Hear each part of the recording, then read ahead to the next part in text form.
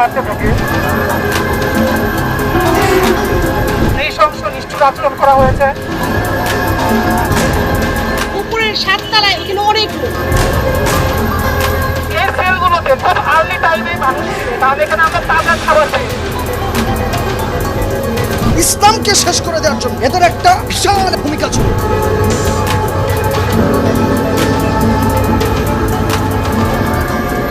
৩৬ Mintu road, CTTC ভবনের ৭ তলা। গেল ৮ বছরে এই তলাতে কত নিরীহ নিষ্পাপ মানুষের জীবন তছনছ হয়ে গিয়েছে তার কোনো হিসেব নেই। বিভিন্ন লোককে ইনজেকশন দিয়েও গুম করে রেখে দিত, পা উপর দিকে টানিয়ে নিচ দিকে পিটাইতো। আমার ভাইদেরকে জুলুম করা হয়েছে, অত্যাচার করা হয়েছে। এই যে লোকটা সচল লোক ছিল, আজকে হাঁটতে পারে নাই। এটা হচ্ছে 7 তলার সেল, এখানে রাখা হতো, নিচতলার সেলে রাখা হতো, তারপরে 5 তলাতেও ছিল। তাদের কি এরকম কোনো সেল রাখার অধিকার আছে কিনা আইনত?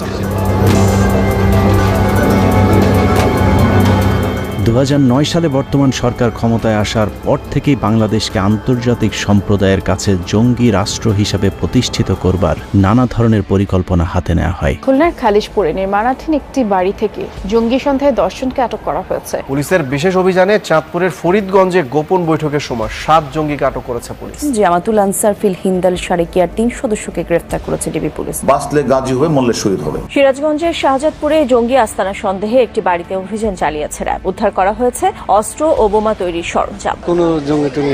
দুর্গম এলাকায় অভিযান চালিয়ে 5 সদস্যকে আটক করেছে র্যাব। পাহাড়ে অভিযান চালিয়ে এ পর্যন্ত 2টি ভিডিও উদ্ধার করেছে র্যাব। প্রাথমিক জিজ্ঞাসাবাদে আমরা বেশ কিছু চাঞ্চল্যকর তথ্য পেয়েছি। শুধুমাত্র র্যাব এককভাবে জেএমবি, এবিটি এবং হিজবুত তাহরির 26 জন জঙ্গি গ্রেফতার করেছে। সরকারের এসব জঙ্গি নাটকে সবচেয়ে বেশি রক্ত দিতে হয়েছে এদেশের আলেম সমাজকে।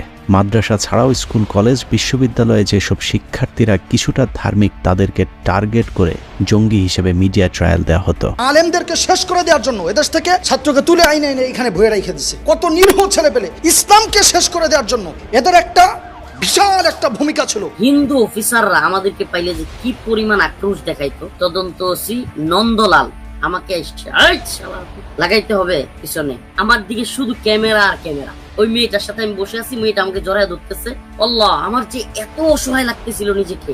এর মধ্যে শুরু হয়েছে আরেক কাহিনী। একটা সিগারেট জ্বালায় নিয়ে আসছে, হাতে এইভাবে ধরায় দিচ্ছে, সিগারেটটা ফেলে দিচ্ছে, আমার গালি দিছে, এইভাবে এইভাবে একটা মারছে, চিৎকার করে কান্না করছে। আর একটা দোয়া করতেছিলাম, আল্লাহ তুমি হারুনকে একদিন আমাকে যেরকম উলঙ্গ করছে, আল্লাহ আল্লাহ হারুন এবং তারা যারা করছে, আল্লাহ এদেরকে তুমি এইভাবে লাঞ্ছিত করো। একজন আল্লাহর কাছে ক্ষমা পাবে না, আল্লাহ রসুলের কাছে জবাব দিতে পারবে না কেউ। এসব নাটকগুলোর অধিকাংশেরই স্ক্রিপ্ট প্রায় একই রকম। সব ক্ষেত্রেই গোপন সংবাদের ভিত্তিতে গভীর রাতে কোনো একটি বাড়িতে অভিযান চালানো হতো। রাতভর বাড়িটি ঘিরে রাখার খবর গণমাধ্যমে ব্রেকিং চলবার পর ভোর রাতে ঘরে ঢুকে কথিত জঙ্গি ধরে আনা হতো। পরদিন সকালে প্রেস ব্রিফিং হবে, সেই খবর আগের দিনই গণমাধ্যমে পাঠানো হয়ে যেত। পরদিন গণমাধ্যমে কি ব্রিফ করা হবে সেটাও সাজানো থাকতো আগের রাতেই। গোপন সূত্রের খবরে র্যাবের একটি দল রাত 3টা থেকে বাড়িটি ঘিরে রাখে। সকালে তারা বাড়ির ভেতরে অভিযান পরিচালনা করে। বিএনপি আমলের জঙ্গি আস্তানায় অভিযানগুলো সাংবাদিকদের জানিয়ে করা হতো, এমনকি বিভিন্ন টেলিভিশনের লাইভের মাধ্যমে দেখানোর সুযোগও হতো সেই সময়টাতে।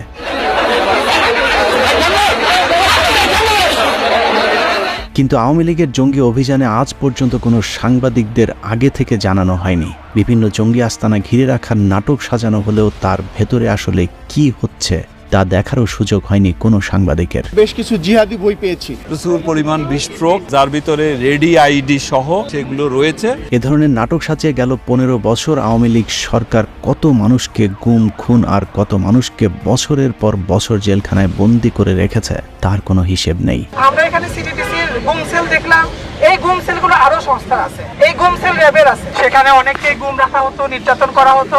আমরা সরাসরি এটার ভিকটিম। চোখে কালো কাপড় দিয়ে বেঁধে দেয়, দুই হাত ধরে ওরা পিছন দিক থেকে মারতে থাকে। কারাগারগুলোকে অত্যাচারের সেল বানানো হয়েছে। আওয়ামী লীগের গেল 15 বছরে বাংলাদেশ দাড়ি টুপিওয়ালা মানুষদের জন্য কঠিন হয়ে দাঁড়িয়েছিল। আন্তর্জাতিক সম্প্রদায়ের কাছে এদেশকে জঙ্গি আস্তানা হিসেবে প্রতিষ্ঠিত করতে হাসিনার সরকার নতুন নতুন জঙ্গি নাটক মঞ্চস্থ করতে থাকে। জঙ্গিদের সঙ্গে কোনো আপোষ নাই, মাদকের সঙ্গে কোনো আপোষ নাই, দুর্নীতির সঙ্গে কোনো আপোষ নাই। কাউকে ভয় পাবেন না, আমরা একসঙ্গে কাজ করব, এরা বিদায় হবে, আমরা থাকবো। এরই ধারাবাহিকতায় স্বরাষ্ট্র মন্ত্রণালয় বাংলাদেশ পুলিশকে নিয়ে কাউন্টার টেরোরিজম পুলিশ ব্যুরো নামে একটি বিশেষ ইউনিট গঠনের সুপারিশ করে এবং এর প্রয়োজনীয়তা কতটা ভয়ানক সেটা বোঝানোর জন্য প্রথমেই সাজানো হয় হলি আর্টিজান জঙ্গি হামলার নাটক। সারা দুনিয়ার কাছে বাংলাদেশকে জঙ্গি হিসেবে প্রতিষ্ঠিত করবার পর 2016 সালে 600 জনকে নিয়ে ঢাকা মহানগর পুলিশের নতুন আরেকটি শাখা উদ্বোধন করা হয়, যার নাম রাখা হয় counter terrorism and transnational crime, সংক্ষেপে যাকে বলা হয় সিটিটিসি।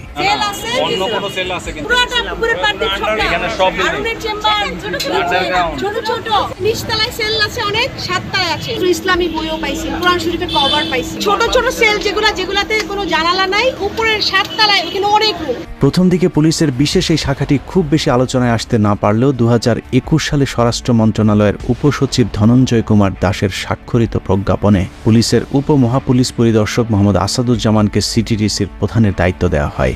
মূলত হকপন্থী আলেমদের বেছে বেছে জঙ্গি বানানোর পরিকল্পনা বাস্তবায়ন করতেই এজেন্ট ধনঞ্জয় তাকে এই পদে বসায়। গোল্ড স্মাগলার ধনঞ্জয়ের সাথে আগে থেকে আসাদুজ্জামানের ঘনিষ্ঠতা থাকায় ধনঞ্জয় কোটায় সিটিটিসি প্রধানের পদ পাগিয়ে নেয় সে। গ্রেপ্তারের পরে আরো ভয়ঙ্কর তথ্য পেয়েছি, বিদেশীয় অনেক টিম এসে তাদের দেশে যে সকল এরকম বিকৃত মনা অপরাধী ছিল তাদের বিষয়ে তারা তথ্য নিয়েছে। ভারতীয় কোটায় দায়িত্ব পেয়ে একের পর এক সুপার ডুপার হিট সব জঙ্গি নাটক মঞ্চস্থ করতে থাকে আসাদুজ্জামানের সিটিটিসি। 2021 সালের পরে আজকে পর্যন্ত বাংলাদেশে কোনো ধরনের কোনো জঙ্গি হামলার ঘটনা ঘটে নাই। আমাদের জনগণ সচেতন হচ্ছে, সিটিটিসিকে এই জঙ্গিবাদ নিয়ন্ত্রণে সহায়তা করছে। বিদেশে বসে কেউ সরকারের সমালোচনা করলেও তাদেরকে টার্গেট করে নানা ধরনের গাঁজাখুরি গল্প সাজাতো আসাদুজ্জামান। realme55ksa@gmail.com এই ইমেল আইডি থেকে একটি হুমকি বার্তা আসে, যেখানে উল্লেখ ছিল 27 এপ্রিল তারিখে শেখ হাসিনাকে ভোর 4টায় গুলি করা হবে। বাংলাদেশ পুলিশের ক্ষমতা নেই এই হামলা ঠেকানোর, মহারণের সাক্ষী হবে 27 এপ্রিল। আসাদের সাজানো এসব নাটকগুলো সবই প্রায় একই রকম। দাড়ি টুপিওয়ালা লোকজনকে ধরে নিয়ে গুম করে রাখা হতো কয়েক মাস, এরপর গুম হয়ে থাকা আলেমদেরকে হঠাৎ করেই কোনো এক কথিত জঙ্গি আস্তানায় আবিষ্কার করা হতো।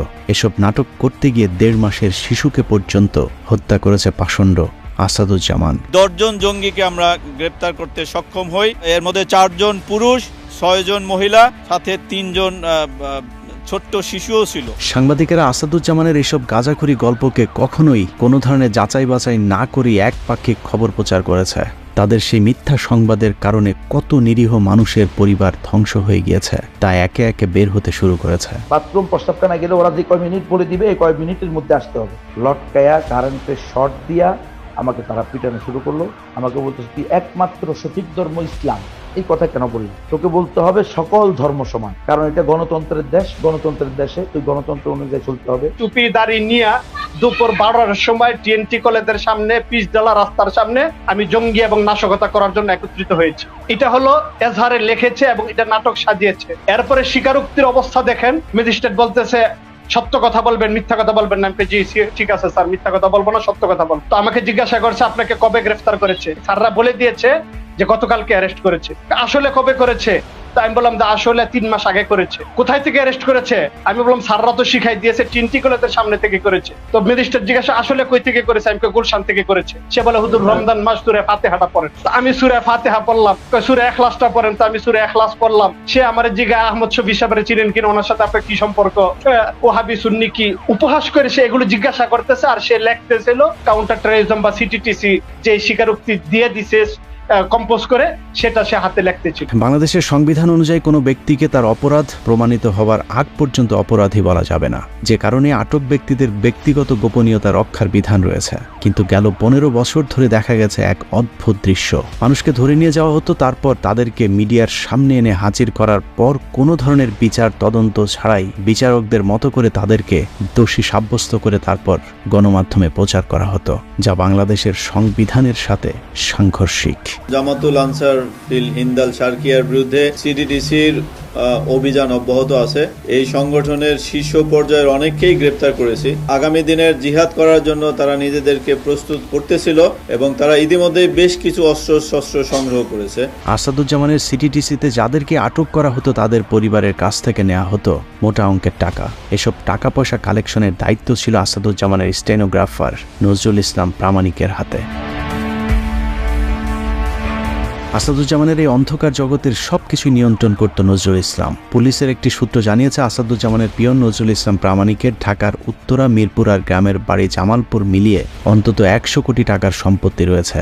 আর আসাদুজ্জামানের সম্পত্তির পরিমাণ কত সেটা হয়তো সে নিজেও জানে না। সারা রাত ব্যাপী প্রায় জিজ্ঞাসাবাদ করেছে। জিজ্ঞাসাবাদে আমরা তাদের সেই নতুন আস্তানার কথা জানতে পেরে। তবে আমার আজকের আলোচনার মূল বিষয় তাদের সম্পত্তির হিসেব বের করা নয়। এই দুজনকে নিয়ে বিশেষ এই অনুষ্ঠানটির কারণ হলো তাদের দুজনেরই ফাঁসির আবেদন জানানো।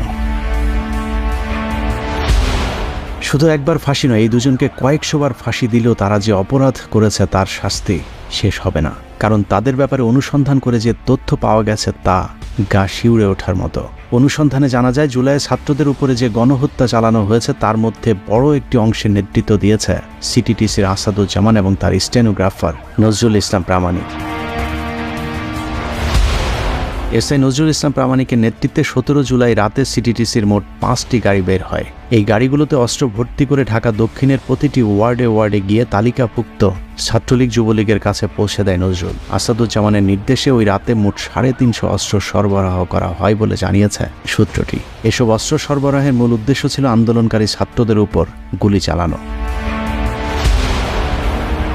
হাসিনা সরকারকে যে কোনো উপায়ে ক্ষমতায় টিকিয়ে রাখতে যত লাশ প্রয়োজন তত লাশ ফেলার পরিকল্পনা ছিল সিটিটিসির। সূত্রের তথ্য অনুযায়ী 17 জুলাই সারা দেশে ইন্টারনেট বন্ধ করে দেওয়ার সময় থেকে 4 আগস্ট পর্যন্ত আসাদ এবং নজরুলের নেতৃত্বে অন্তত 150 আন্দোলনকারীকে হত্যা করা হয়। 5 আগস্ট শেখ হাসিনা পদত্যাগের আগ মুহূর্তে সর্বোচ্চ বল প্রয়োগ করে ছাত্র জনতাকে হত্যা করে পুলিশ। বিভিন্ন জায়গায় গাড়িতে করে লাশ ফেলে আসার যে দৃশ্য সোশ্যাল মিডিয়াতে দেখা গিয়েছিল সেগুলোরও বেশিরভাগ সিটিটিসি প্রধান আসাদুজ্জামানের নির্দেশে নজরুলই করেছিল।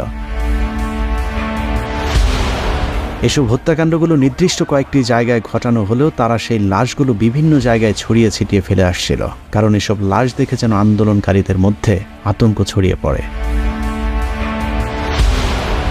আমাদের কাছে সিটিটিসির আসা একটি কথোপকথনে দেখা যায় 5 তারিখ সকালেও তারা দ্রুত সময়ের মধ্যে গুলি করবার জন্য অনুমতি চাইছেন।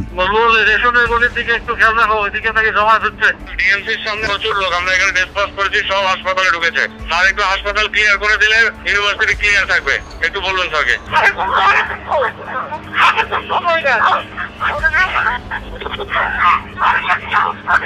যে কারণে হাইকোর্ট এবং তার আশপাশে কয়েকটি জায়গায় 5 তারিখ সকালেও হত্যাকাণ্ডের ঘটনা ঘটেছে, যেটার সাথেও সিটিটিসি সরাসরি সম্পৃক্ত।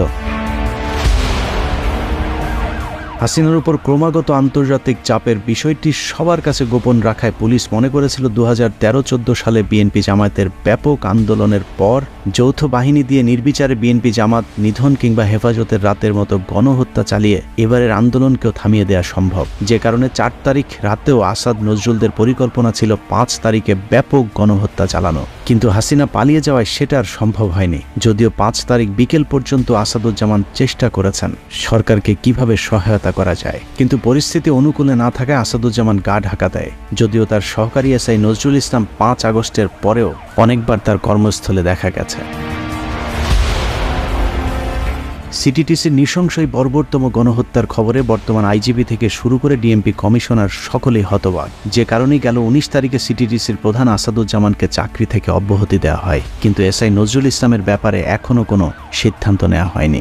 নাগরিকের বিচার হবে বিচার ব্যবস্থায়, আদালতে বিচার হবে, কেন একজন নাগরিককে তার পরিবারের কাছ থেকে গুম করা হবে? এই সমস্ত অফিসারদেরকে অবশ্যই পদত্যাগ করা উচিত, তাদেরকে বরখাস্ত করা উচিত এবং তাদের উপযুক্ত শাস্তি বিধান করা উচিত। যে কারণে যেসব পুলিশেরা তাদের এসব নৃশংসতা দেখেছেন তারা দাবি করেছেন সিটিটিসির প্রধানকে শুধু চাকরি থেকে অব্যাহতি নয়, দ্রুত সময়ের মধ্যে তাকে গ্রেফতার করে ফাঁসিতে ঝুলাতে হবে। আমাদেরকে যদি বলতো শেখ হাসিনা পালাই যাচ্ছে, তোরা পথ ছেড়ে দিয়ে তোরা চলে আয়, এই কথাটা তারা আমাদেরকে কখনো বলে নাই। আমরা জনগণের বন্ধু হতে চাই, জনগণের সঙ্গে আমরা কাজ করতে চাই। সেই সাথে আসাদুজ্জামানের স্টেনোগ্রাফার মোহাম্মদ নজরুল ইসলাম প্রামাণিককেও চাকরি থেকে অব্যাহতি দিয়ে তাকেও দ্রুত সময়ের মধ্যে গ্রেফতার করে বিচারের আওতায় আনার দাবি তাদের। আমরা সুষ্ঠু পুলিশ চাই, সুষ্ঠু অফিসার চাই। এটি সময় লাগবে, আপনার পরিচ্ছন্ন পুলিশিং দেখতে পাবেন, নিউ ফেস দেখতে পাবেন। যাদের আস্থার সংকট বলছেন এনারা থাকবেন না। মনে রাখতে হবে জুলাইয়ের গণহত্যায় শহীদদের রক্তের বিনিময়ে এদেশ দ্বিতীয়বারের মতো স্বাধীন হয়েছে। তাদের বুক থেকে যারা রক্ত ঝরিয়েছে, যারা হাজারো শহীদের মায়ের বুক খালি করেছে,